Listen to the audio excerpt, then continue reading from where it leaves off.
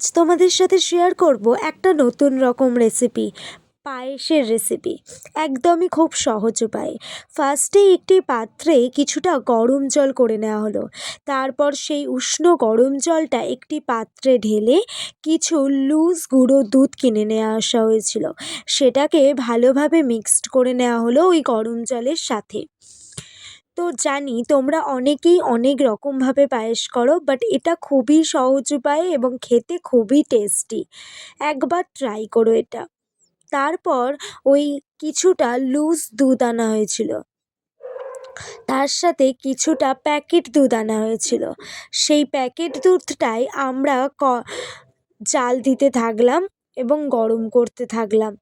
তারপর দুধটা যখন ভালোভাবে আমাদের জাল দেওয়া হয়ে যাবে, তারপর আমরা 150 গ্রাম গোবিন্দভোগ চাল আনা হয়েছিল, সেটাকে মিক্সড করে দেওয়া হয়েছিল ওই দুধের সাথে।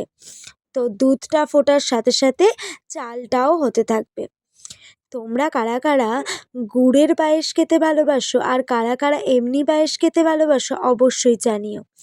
আমার পার্সোনালি কিন্তু এমনি পায়েস ভালো লাগে। তো যাই হোক, তারপর ভালোভাবে দুধটা ফুটে যাওয়া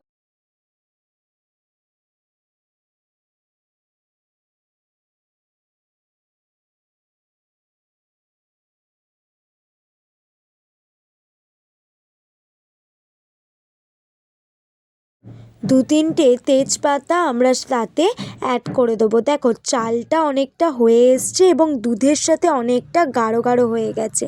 তারপর যে দুধটা আমরা গরম জলে লুজ দুধটা গুলিয়েছিলাম সেটা দিয়ে দেবো। তো আমরা এই পায়েসে একদমই চিনি ব্যবহার করব না। দেখো আমরা অনেকটা পরিমাণ কাজু কিশমিশ ওটার সাথে মিক্সড করে দিলাম। তো যেটা বলছিলাম, আমরা একদমই এখানটায় কোনো রকম চিনির ব্যবহার করব না।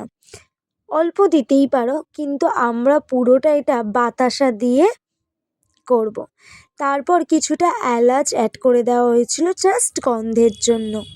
তারপর পরিমাণ মতো আমরা বাতাসা অ্যাড করে দিলাম।